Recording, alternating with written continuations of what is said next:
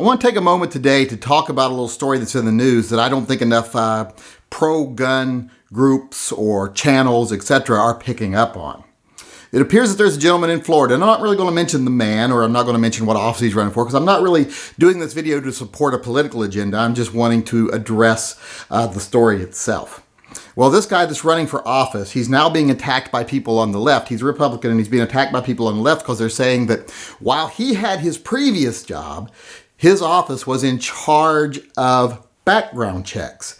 Now, the original article, now, I'm going to point this out first here. I always get upset when people yell, fake news, without actually contradicting anything. But it's kind of easy to understand why people do scream fake news when you look at the title of this article.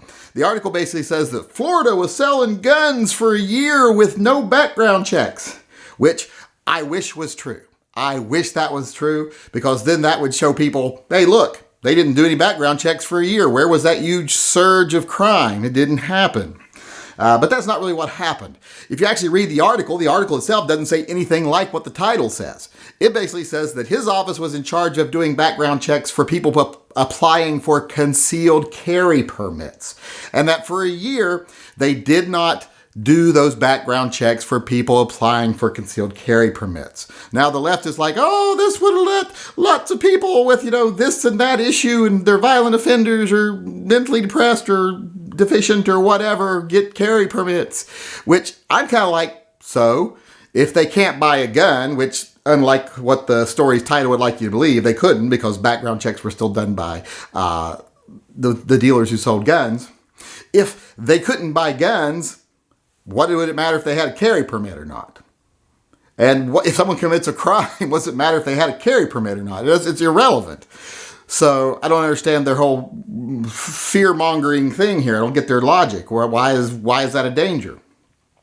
Because when someone commits a crime, it doesn't matter if they have a carry permit or not. I mean, it's irrelevant. So, but what really did happen is for a year, people were granted concealed carry permits with no background checks.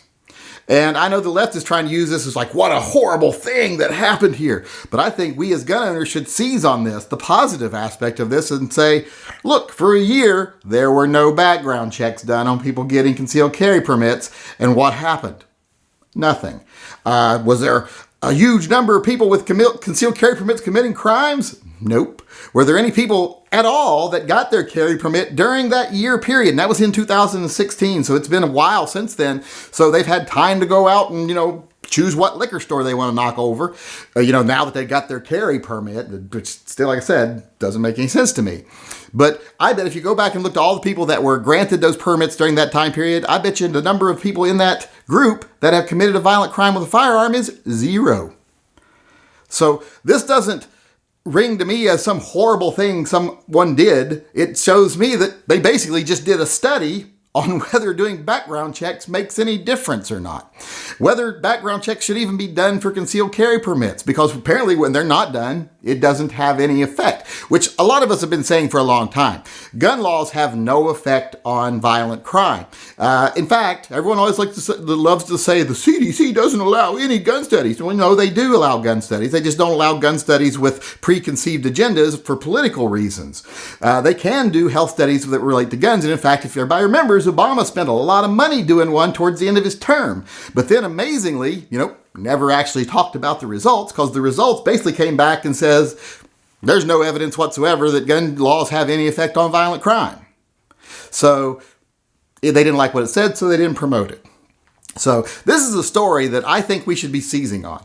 Not he's a horrible person because his office didn't do his job, but the fact that there was a ex facto study done here about whether it makes any difference. And the result was, it doesn't. Because we've all of us on this side have known for a long time that background checks and gun laws do nothing to stop violent people. Those aren't the things you go after.